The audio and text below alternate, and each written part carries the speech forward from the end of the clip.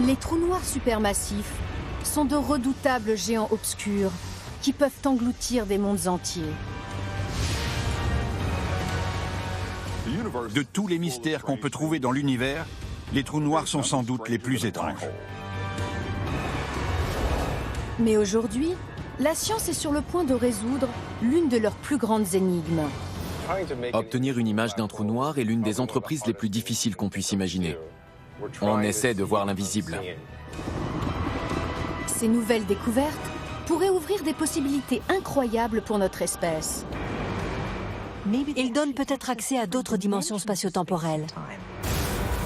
Pour le savoir, nous allons partir à la recherche des trous noirs les plus gigantesques et les plus dangereux du cosmos. Les secrets qu'ils renferment pourraient bien révolutionner notre compréhension de l'univers.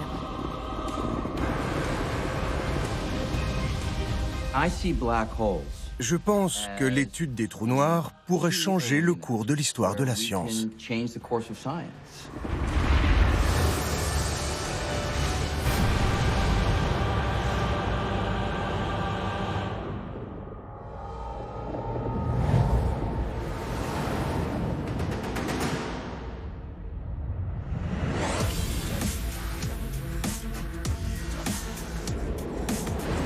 Dans l'immensité du cosmos, il existe un objet céleste si énigmatique que même les esprits les plus brillants s'en trouvent déconcertés. C'est ce qu'on appelle un trou noir supermassif. Il est capable d'avaler une étoile, une personne ou même un autre trou noir. Dans ce dernier cas, il va l'absorber et devenir encore plus gros.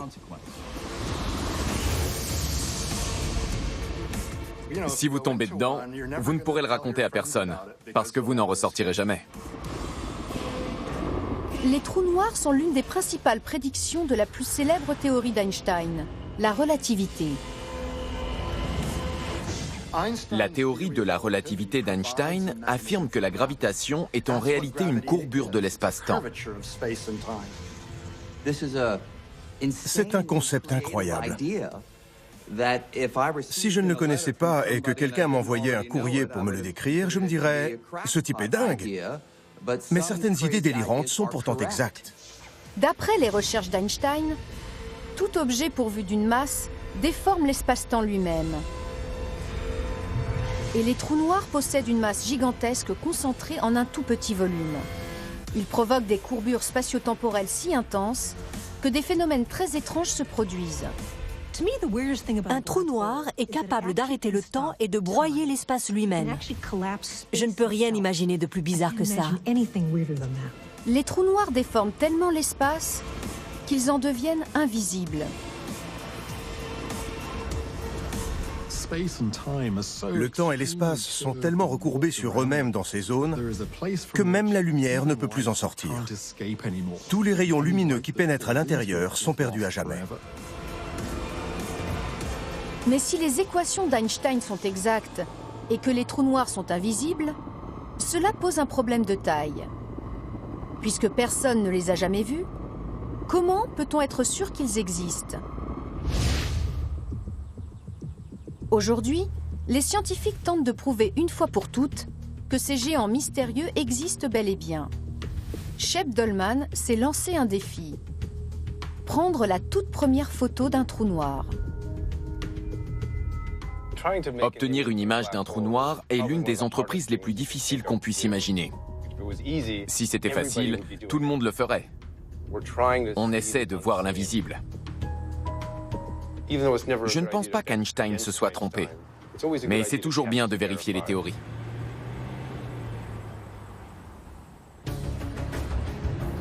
Shep s'intéresse à une région de notre galaxie où les recherches scientifiques suggèrent la présence d'un trou noir supermassif.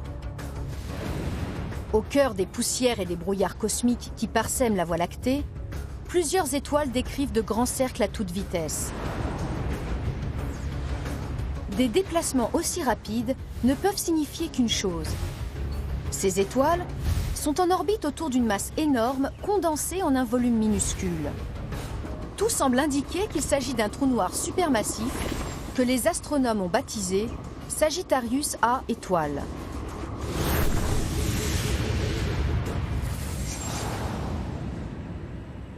C'est donc là que Shep a décidé d'orienter ses recherches.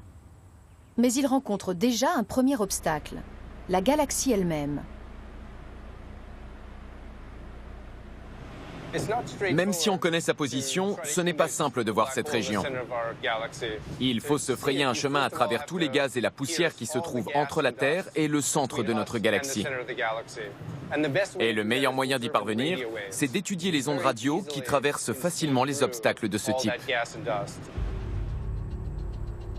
Contrairement aux télescopes optiques, les radiotélescopes peuvent capter des informations malgré les obstacles tout au long des 26 000 années-lumière qui nous séparent du centre de la Voie lactée. Mais même avec le plus puissant radiotélescope du monde, cela va être très difficile d'obtenir une image de Sagittarius A étoile. Un trou noir est le cadavre d'une étoile géante. Ayant consommé tout son carburant, elle est écrasée par sa propre gravité. Son noyau commence à s'effondrer sur lui-même et l'étoile explose en formant une immense supernova. Mais le noyau est encore là. Il continue de s'affaisser jusqu'à devenir un point infiniment petit qu'on appelle une singularité gravitationnelle. C'est un objet si dense qu'il déforme l'espace environnant. Même la lumière ne peut lui échapper. Une grande sphère obscure se forme donc autour de lui.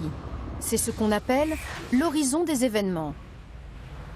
L'horizon de Sagittarius A étoile mesure 24 millions de kilomètres de diamètre, mais il se trouve à presque 250 millions de milliards de kilomètres de la Terre, ce qui pose un gros problème pour Shep.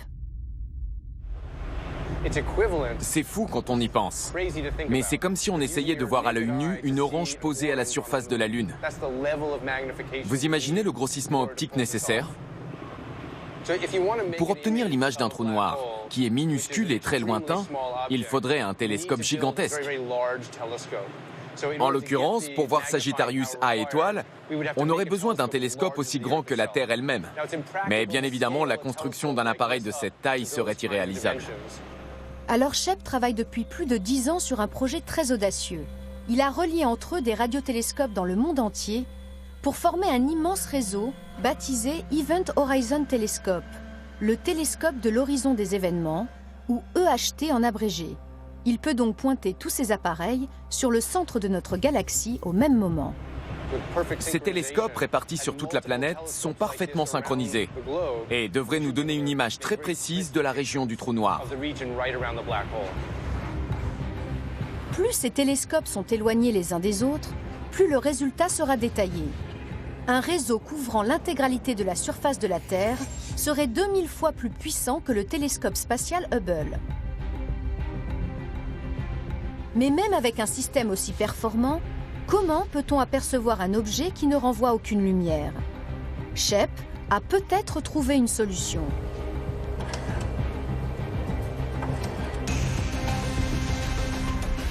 En soi, un trou noir est invisible.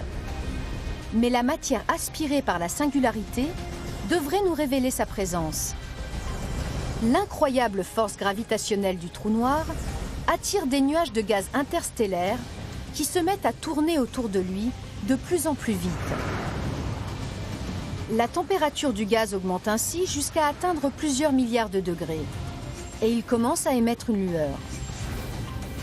D'après les travaux d'Einstein, cette lumière forme une sphère autour du trou noir et révèle ainsi l'ombre circulaire de l'horizon des événements. C'est une idée remarquable, mais cette lueur est extrêmement faible. Shep ne peut la capter qu'en utilisant 2 télescopes braqués sur une petite section de l'horizon des événements. Voici la zone qu'on devrait pouvoir distinguer. Avec 2 télescopes, on obtiendra cette bande transversale de l'ombre du trou noir. Avec beaucoup de télescopes répartis dans le monde entier, on pourra voir plusieurs bandes et les assembler pour reconstituer l'image complète. Shep a pu relier des télescopes situés en Californie, au Chili, à Hawaï, au Mexique et en Espagne. Mais ces télescopes ne sont pas suffisamment éloignés les uns des autres pour percevoir tous les détails de l'horizon des événements. Pour cela, Shep doit également utiliser les données d'un télescope situé dans l'une des régions les plus reculées de la planète, le pôle Sud. Le scientifique chargé de connecter ce télescope au réseau de Shep s'appelle Dan Marron. C'est un vétéran des missions astronomiques en Antarctique. Au pôle Sud, nous allons installer un autre miroir comme celui-ci. Mais les réglages sont compliqués. Toute la lumière captée devra atteindre ce point précis. Dans leur laboratoire en Arizona, Dan et son équipe fabriquent un récepteur incroyablement sensible qui sera installé sur le télescope du pôle Sud. Il rejoindra ainsi le réseau de Shep, qui pourra enfin visualiser l'horizon des événements dans sa totalité. Cet appareil tout au sud de la planète est très important pour percevoir le plus possible de détails de ce trou noir. Une fois le récepteur terminé, il faut 3 jours de voyage pour le transporter au pôle Sud. Dan et son équipe doivent ensuite affronter les conditions climatiques extrêmes de l'Antarctique pour installer ce précieux appareil sur le télescope. On a fait venir une grue spécialement pour l'occasion. Elle nous permettra de soulever le récepteur pour le placer sur le toit. On doit faire en sorte que tout fonctionne correctement. Si la météo se dégrade, ça va engendrer un peu de stress supplémentaire pour nous. Mais normalement, tout ira bien et le télescope pourra capter les images qui nous intéressent. Avec ce nouveau venu, le réseau de télescopes de Shep couvre maintenant toute notre planète. Mais pour obtenir cette fameuse image du trou noir, l'astronome doit résoudre un dernier problème particulièrement épineux. Le réseau de télescopes s'étend sur plusieurs dizaines de milliers de kilomètres. Shep va devoir coordonner tous les signaux au dixième de millimètre près. Sinon, l'image sera floue. La surface de la planète change progressivement à cause de la fonte des glaces. Alors sur un intervalle de plusieurs années, la position des télescopes varie légèrement. Et si on bouge un télescope, même d'1 millimètre, on modifie complètement la zone céleste qu'il perçoit.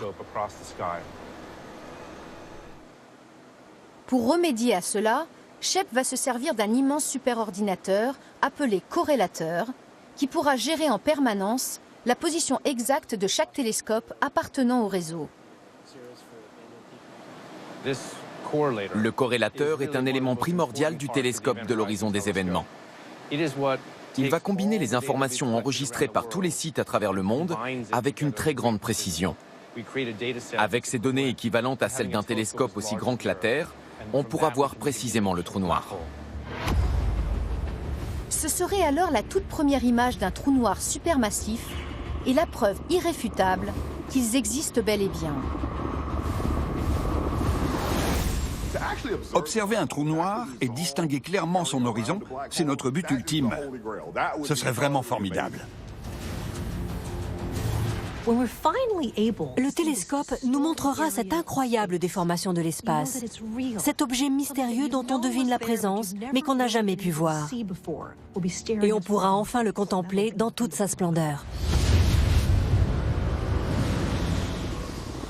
D'après les spécialistes, cette mystérieuse singularité auréolée de ténèbres est tapie au sein de la Voie lactée.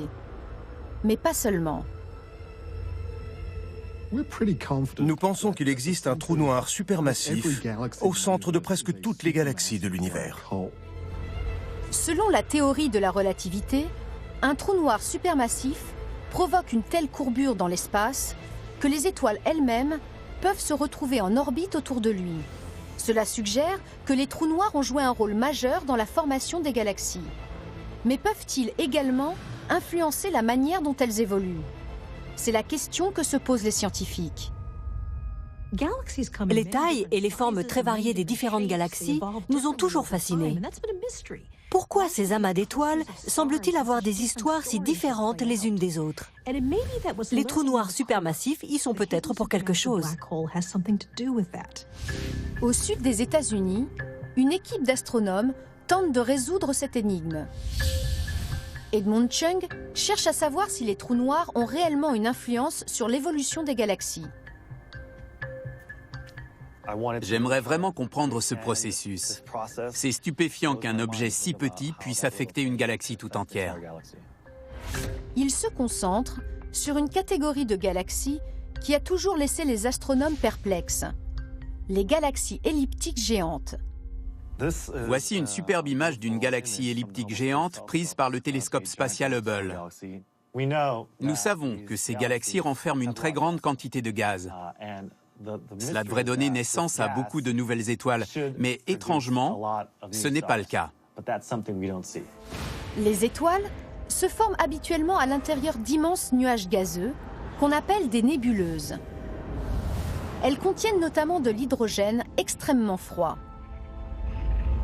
Au cœur de ces nuages, les forces gravitationnelles attirent les molécules gazeuses les unes vers les autres.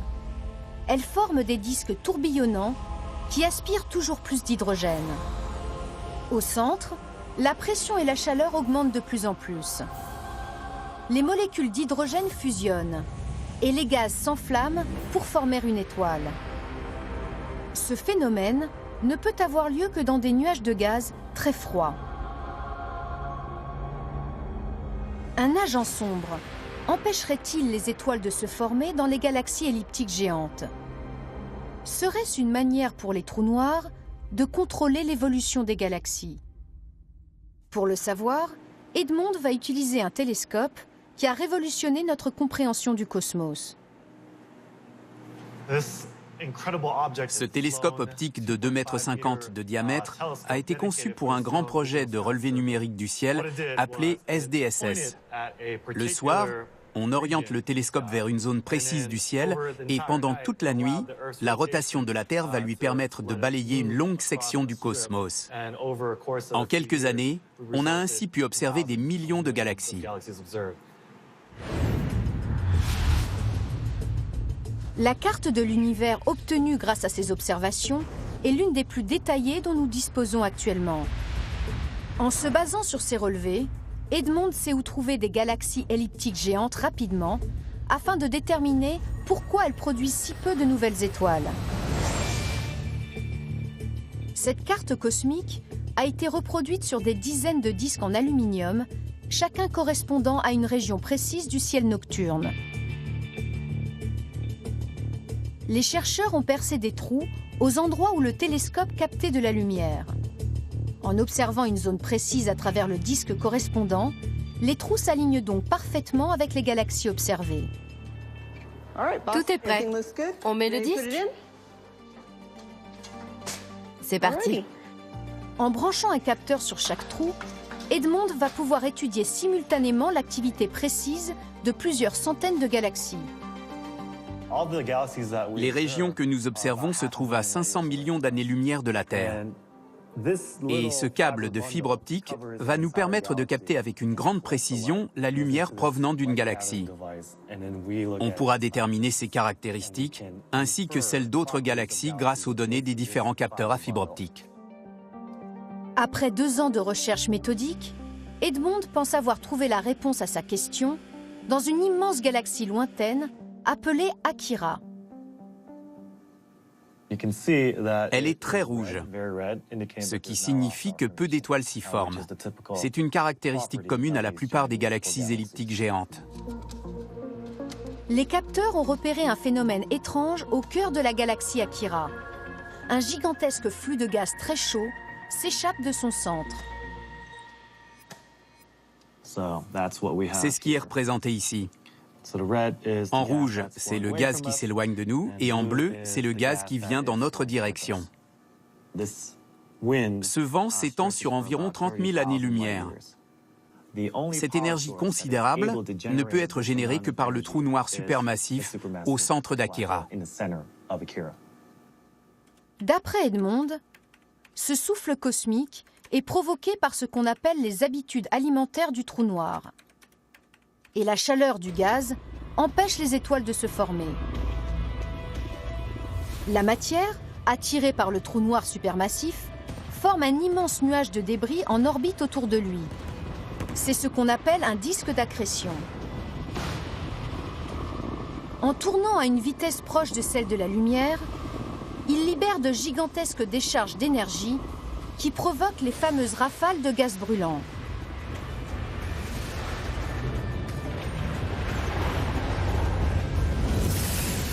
Ce vent galactique réchauffe les nuages de gaz où les étoiles devraient faire leur apparition, empêchant ainsi toute naissance stellaire.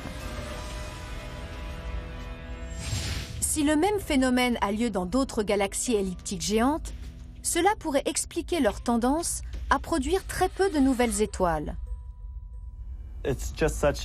C'est formidable d'arriver à une conclusion aussi claire.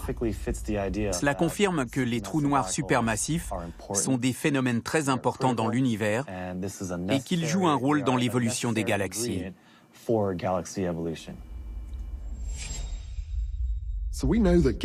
Nous savons qu'il existe de nombreuses formes de galaxies différentes.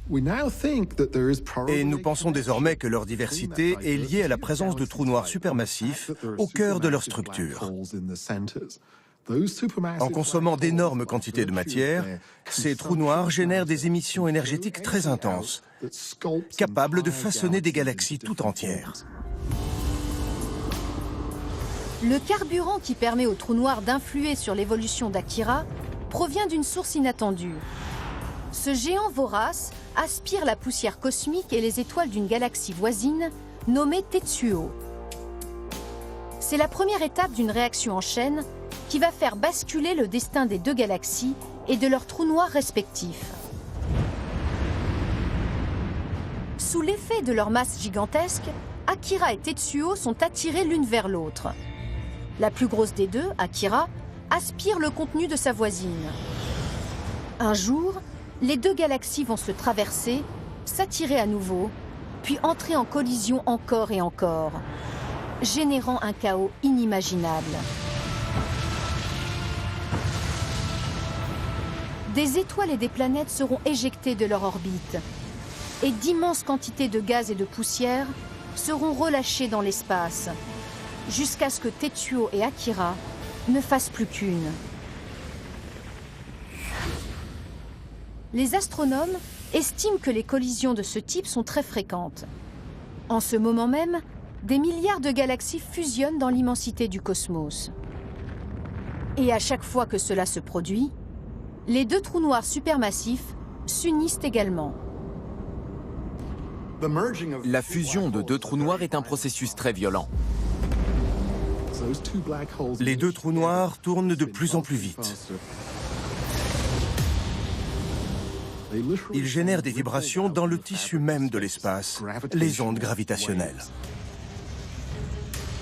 Dans sa théorie de la relativité, Einstein avait prédit cette incroyable déformation spatiale en cas de collision entre deux corps très massifs. Pendant plus de 20 ans, les scientifiques ont tenté de vérifier cette affirmation par le biais d'une expérience de grande ampleur. Le projet LIGO, qui a coûté l'équivalent d'1 milliard d'euros, avait pour but de capter ces infimes vibrations lointaines. Et en 2016, l'expérience a enfin été couronnée de succès. Mesdames et messieurs, nous avons détecté des ondes gravitationnelles. On a réussi. L'observatoire LIGO possède 2 immenses bras de 4 km de long. Chacun renferme un rayon laser très puissant qui permet de détecter le moindre mouvement avec une très grande précision. L'onde gravitationnelle captée pendant l'expérience possédait une amplitude inférieure à la largeur d'un atome. Mais cette infime vibration contenait de précieuses informations sur l'événement qui en était à l'origine.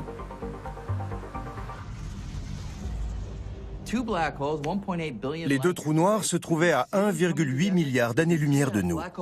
Et nous avons pu percevoir leur fusion en une seule entité encore plus grande. Les prédictions scientifiques ont donc été confirmées par l'observation des ondes gravitationnelles de cet événement lointain.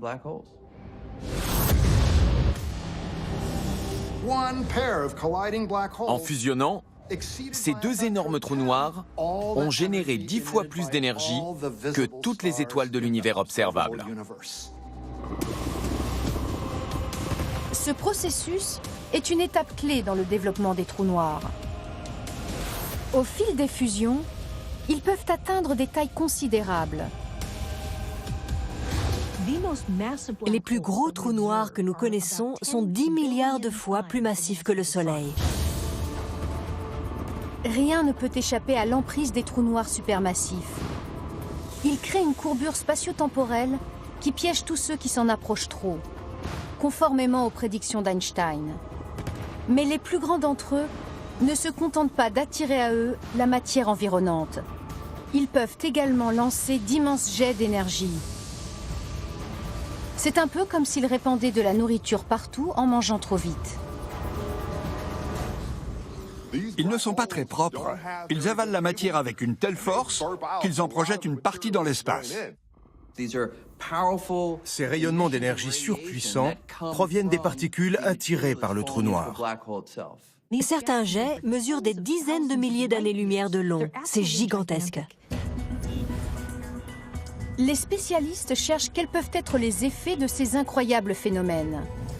L'astronome Grant Tremblay analyse les jets émis par un trou noir 300 millions de fois plus massif que le Soleil. Non seulement ces jets de plasma ont une vitesse presque aussi élevée que celle de la lumière, mais ils renferment une énergie extraordinaire. Cela équivaut à 1 million de milliards de bombes atomiques par seconde. Ces puissants jets se trouvent dans des galaxies possédant une structure très inattendue. Ici, vous pouvez voir ce qu'on appelle un amas galactique. Cette image contient environ 1000 galaxies, et celle qui se trouve au centre de cette spirale est l'une des plus grandes du cosmos et la plus brillante de cet amas. Et autour d'elle, on distingue plusieurs bulles. Ici, ici et là. Ce ne sont pas des bulles ordinaires, ce sont les plus grosses de l'univers. Ces bulles sont en fait d'immenses vides dans les tourbillons de gaz qui entourent cette galaxie. Le plus grand de ces espaces est tellement gigantesque qu'on pourrait y faire tenir 50 voies lactées. L'entité qui a creusé ces cavités doit posséder une puissance incroyable. Le jet du trou noir semble être un coupable idéal. Les scientifiques cherchent d'autres indices, mais au lieu de s'éclaircir, le mystère s'épaissit. Quand on modifie la plage de fréquence de l'image pour voir les galaxies elles-mêmes, on s'aperçoit que celle qui est entourée de bulles n'a pas du tout la même apparence que les autres. Elle comporte une sorte d'immense toile d'araignée de 150 000 années-lumière de long, composée de gaz filamenteux enroulés autour de ces bulles. À l'intérieur de ces filaments, on distingue de jeunes étoiles. Comment les jets provenant d'un trou noir pourraient-ils créer des structures aussi étranges et donner naissance à des étoiles? L'équipe de Grant a trouvé un élément de réponse en analysant les données fournies par un radiotélescope appelé ALMA. ALMA est un outil scientifique révolutionnaire. On utilise souvent ce terme, mais là c'est vraiment mérité. C'est un réseau de 66 antennes au Chili, dans le désert d'Atacama, le plus haut et le plus sec de la Terre. ALMA est le meilleur télescope au monde pour observer le gaz moléculaire froid, qui est un ingrédient indispensable pour la formation des étoiles dans l'univers. La disposition de ces nuages de gaz froid a permis à Grant de comprendre le lien entre les puissants jets et la naissance des étoiles.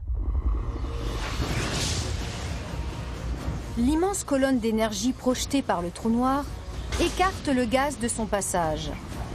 Tel un chasse-neige cosmique, le jet entasse les nuages de gaz moléculaire sur le côté. La densité gazeuse devient alors suffisante pour que des étoiles puissent se former dans ces nuages. Voilà comment les jets des trous noirs peuvent faire naître des étoiles dans leur sillage. C'est une découverte extraordinaire. Au sein de cette immense galaxie, le trou noir et ses jets d'énergie ne sont pas des forces destructrices, mais créatrices. L'interaction entre une galaxie et un trou noir supermassif est un processus beaucoup plus subtil qu'on pourrait le croire. Les trous noirs sont capables d'empêcher la naissance d'une étoile, mais ils peuvent également en être à l'origine. Cela change complètement notre vision des trous noirs et de leur rôle dans l'univers. On peut maintenant considérer que les galaxies et leurs trous noirs évoluent conjointement. La taille et l'évolution du trou noir vont avoir des répercussions sur le développement de la population d'étoiles qui l'entourent. Cette influence peut nous aider à comprendre pourquoi les galaxies évoluent différemment. Plutôt que des monstres passifs, les trous noirs seraient des entités actives qui sculptent les galaxies. Si les trous noirs supermassifs ont le pouvoir de façonner et de contrôler des galaxies tout entières, une question essentielle se pose. Comment se comporte celui qui se trouve au centre de la Voie lactée? À Boston, dans le Massachusetts, le couple d'astrophysiciens Dimitrios Psaltis et Feria Lozel tente de répondre à cette question. Tous les passionnés de physique savent que les trous noirs font partie des phénomènes les plus extrêmes de l'univers. Dimitrios et Ferial s'appuient sur des données fournies par le télescope de l'horizon des événements. Le projet intercontinental, conçu pour capter les signaux du trou noir, Sagittarius A étoile. Et les deux astrophysiciens remarquent d'étranges perturbations dans le comportement de ce géant sombre au centre de notre galaxie. Voici un intervalle de 24 heures. On voit que la quantité de lumière à proximité du trou noir augmente et diminue régulièrement. Et de temps en temps, on voit un pic très élevé qui dure plus longtemps qu'une oscillation ordinaire.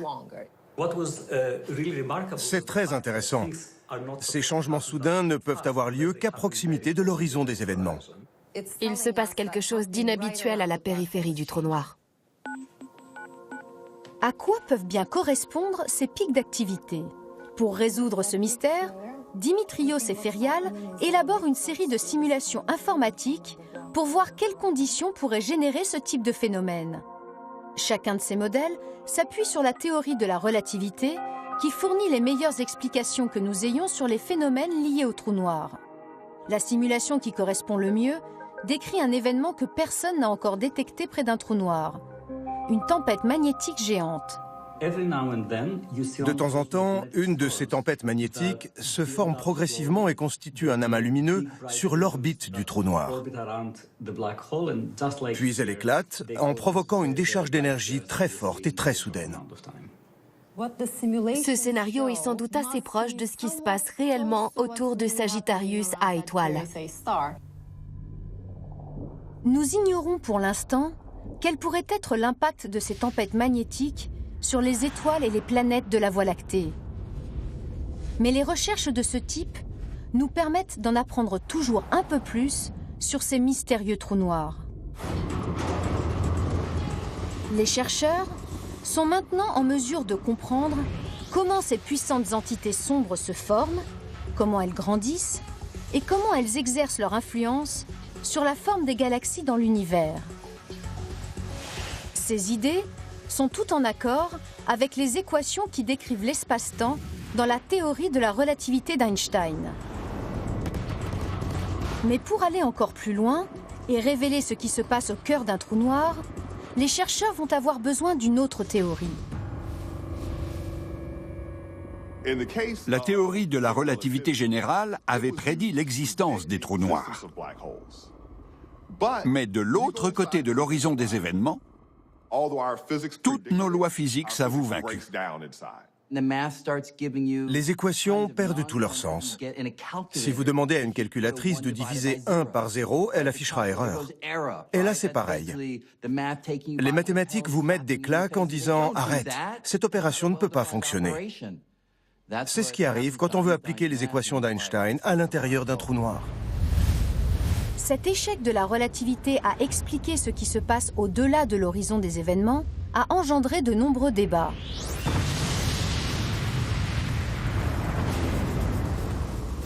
Cette limite autour du trou noir serait comparable au bord d'un chaudron bouillonnant d'activité. Vous seriez vaporisé en un clin d'œil si vous passiez cette frontière.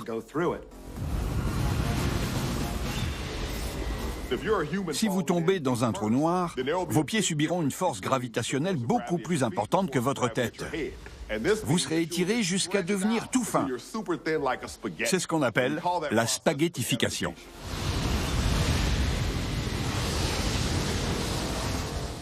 La force gravitationnelle écrase la matière jusqu'à ce qu'il soit impossible de la comprimer davantage. On obtient alors un point minuscule d'une densité infinie qu'on appelle une singularité.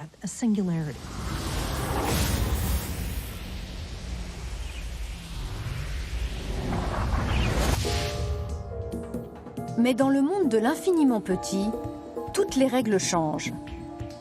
Et nous entrons dans le domaine de la physique quantique. Il faudrait combiner les principes de cette discipline avec ceux de la relativité pour espérer comprendre les phénomènes qui animent le cœur d'un trou noir.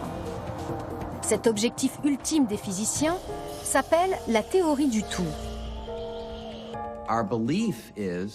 Nous considérons que si nos calculs échouent, c'est parce que nous n'avons pas les bons outils. Actuellement, la théorie de la relativité est incompatible avec la physique quantique. Personne n'a encore découvert comment associer les deux théories. Mais dans un laboratoire de l'État de New York, un physicien et sa machine vont peut-être éclaircir une partie du mystère.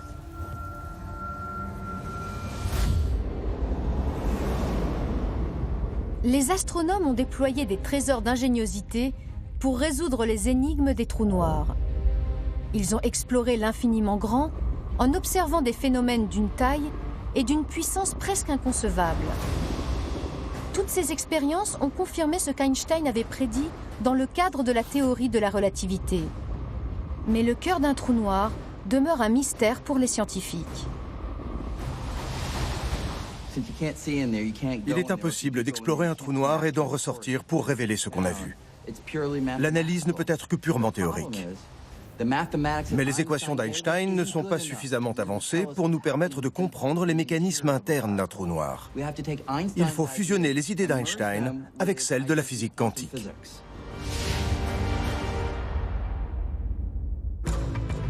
La physique quantique est le domaine de l'infiniment petit. Un monde étrange qui foisonne de particules subatomiques comme les neutrons, les muons et les quarks. Et il existe un moyen de savoir comment ces minuscules entités se comportent à l'intérieur d'un trou noir. De telles informations seraient précieuses pour combiner la relativité et la physique quantique afin d'obtenir la fameuse théorie du tout. Cela pourrait révolutionner notre compréhension du tissu même de l'espace-temps. Le laboratoire national de Brookhaven contient une machine capable de recréer les mêmes conditions qu'à l'intérieur d'un trou noir. Grâce à elle, Bernd Müller peut générer un phénomène d'une puissance incroyable.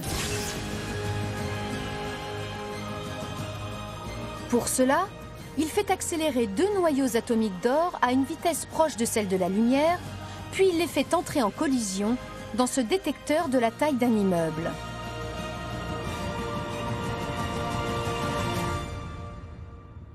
On ne crée pas vraiment une singularité, mais à l'échelle de ces 2 noyaux, les effets de cette collision ressemblent à ce qui se passe dans un trou noir. La matière qui franchit l'horizon des événements est écrasée par les forces gravitationnelles. Cela génère inévitablement de la chaleur. Et nous reproduisons dans ce laboratoire les mêmes conditions de température qu'au niveau d'un trou noir. C'est la chaleur la plus intense qu'on puisse trouver dans l'univers. Elle est 100 000 fois plus élevée qu'au centre du Soleil. Ça représente environ 3 000 milliards de degrés.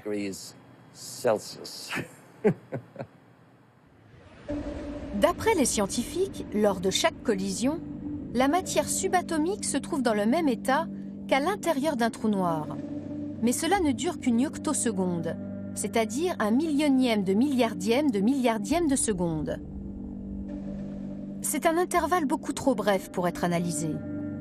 Mais la collision laisse des traces qui permettent de déduire ce qui s'est passé.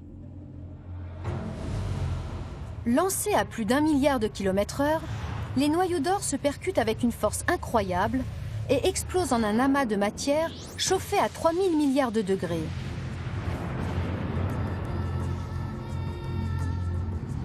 En une fraction de seconde, cette boule de feu se dissipe en un étrange balai de particules subatomiques. L'analyse de leur trajectoire permet de comprendre ce qui s'est passé au moment de l'impact. Les collisions sont extrêmement violentes, encore plus que la détonation d'une bombe atomique, d'une certaine manière. Il ne faut pas que des êtres humains y soient exposés, sinon les radiations les tueraient en très peu de temps.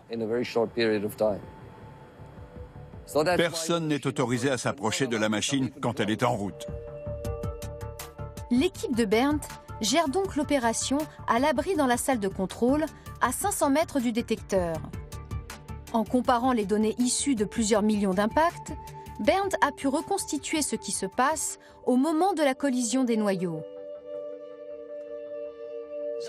Voici un aperçu de la situation quelques nanosecondes après l'impact. Chaque couleur représente un type de particule. Nous essayons d'identifier comment la matière se comporte pendant et avant l'émission de ces particules.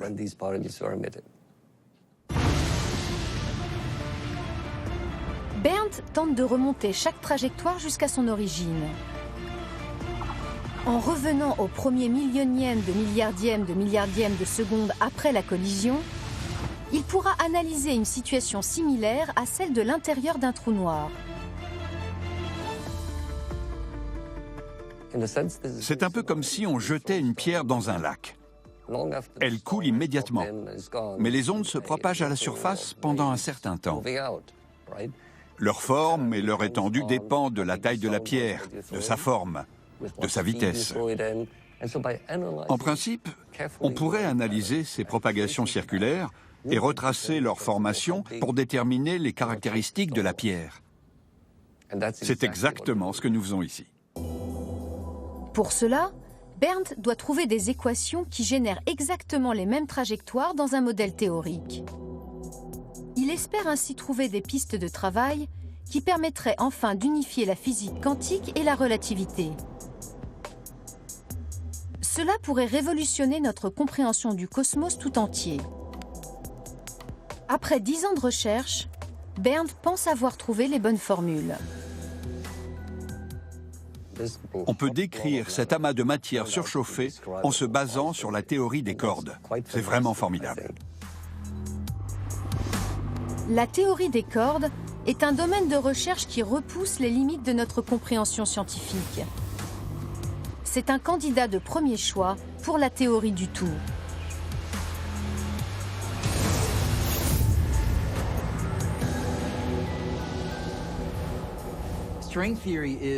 Il s'agit de notre tentative la plus élaborée de réunir la théorie de la relativité générale d'Einstein et la mécanique quantique. La théorie des cordes suggère que chaque électron et chaque quark contient un minuscule filament qui peut vibrer comme une corde d'instrument. Et au lieu de produire des notes de musique spécifiques, les différentes vibrations produisent divers types de particules.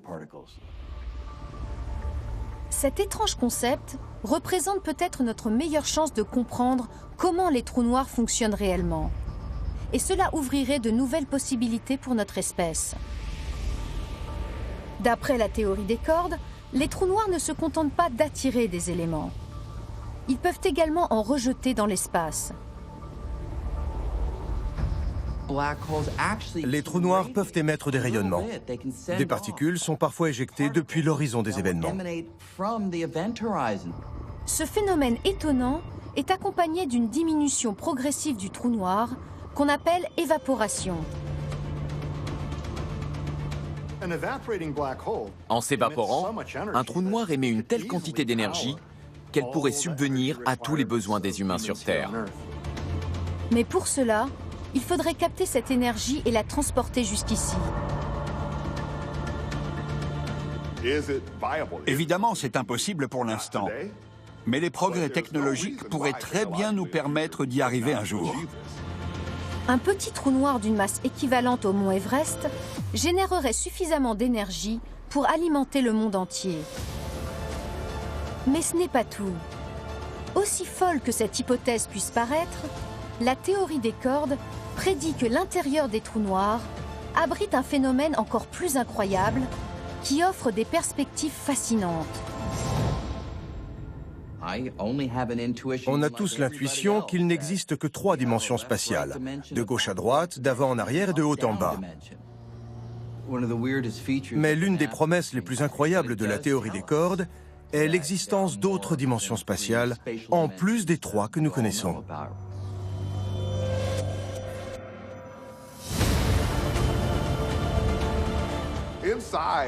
Il se peut qu'à l'intérieur d'un trou noir, ces dimensions alternatives génèrent une toute autre version de la réalité.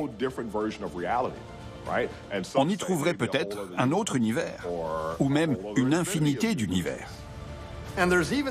On évoque même le concept d'un passage appelé trou de verre, qui donnerait accès à un autre univers. Cela ouvre de nombreuses possibilités passionnantes. Par exemple, ces tunnels vous permettraient peut-être de remonter dans le temps, avant votre naissance, ou même avant la naissance de vos parents. Ce sont sans doute les entités les plus étranges de l'univers. Mais si l'humanité parvenait à comprendre le fonctionnement des trous noirs, elle en tirerait sans doute d'énormes avantages. En ce sens, la théorie des cordes renferme un potentiel formidable. Elle nous livrera peut-être les secrets des mécanismes de l'univers, à la fois dans le domaine de la relativité et dans le monde quantique. Cela bouleverserait complètement notre perception de la structure même du cosmos. Nos lois physiques sont impuissantes face aux trous noirs. Ils semblent capables d'arrêter le temps ou d'accéder à d'autres dimensions spatio-temporelles. Alors, si on veut comprendre ces phénomènes, on va devoir se dépasser. Dans 1 ou 2 siècles, l'humanité se souviendra de notre époque comme d'un moment charnière. Une incroyable révolution scientifique née de l'étude des trous noirs. En perçant enfin leurs secrets, nous verrons l'espace-temps différemment. Et ce sera un progrès formidable dans la compréhension de notre univers et de sa véritable nature.